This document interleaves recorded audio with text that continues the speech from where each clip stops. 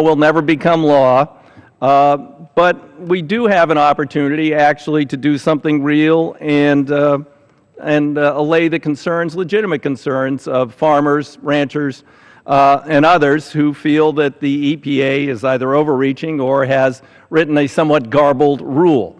I would agree with that.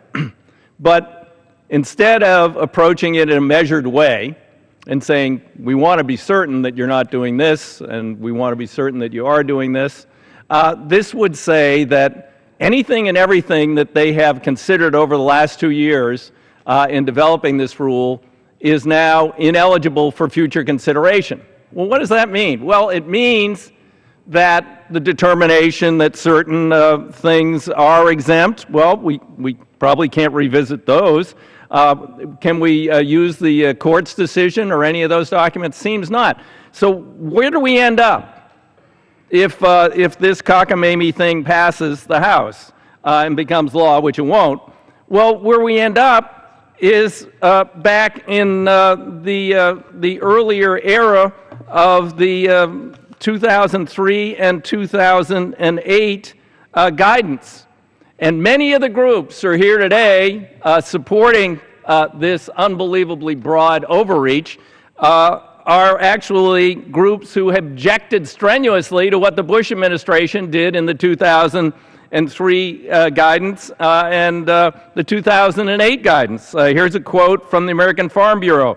2003, no clear regulatory definitions to guide their determinations. What has emerged is a hodgepodge of ad hoc and inconsistent jurisdictional theories. 2008, American Farm Bureau. Guidance is causing confusion, added delays in an already burdened and strained permit decision-making process, which ultimately will result, and is resulting, increased delays and costs to the public at large.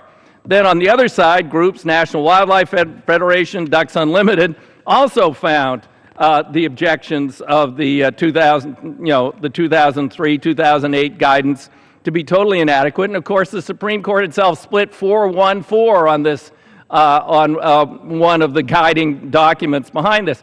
So instead of wading in, rolling up your sleeves, and acting like legislators, you're acting like ideologues here today, and you're saying, nothing that was considered in developing this rule can ever be used again to develop a future rule. What does that mean? That means you are stuck with the 2003, 2008 guidance, which all these groups found to be disturbingly inconsistent, expensive, causing unnecessary delays, and we need new guidance. We do need new guidance. We do need new definitions.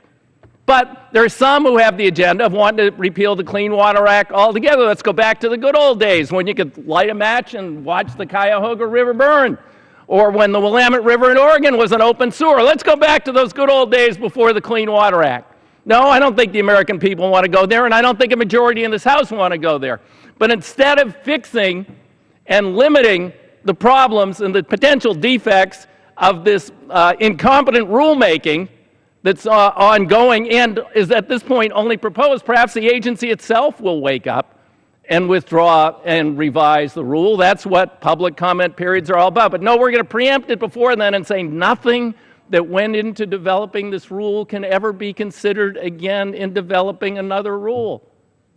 You're stuck with something that doesn't work, which these same groups object to. So, you know, it's just very sad that we aren't a legislative body anymore. You take someone who's got a tough race, you give them a bill, they go out and rah, rah, rah, and they pretend they did something and they go home and get reelected instead of really doing something. Time has expired. Gentleman from West Virginia reserves, and the gentleman from Pennsylvania is recognized. I thank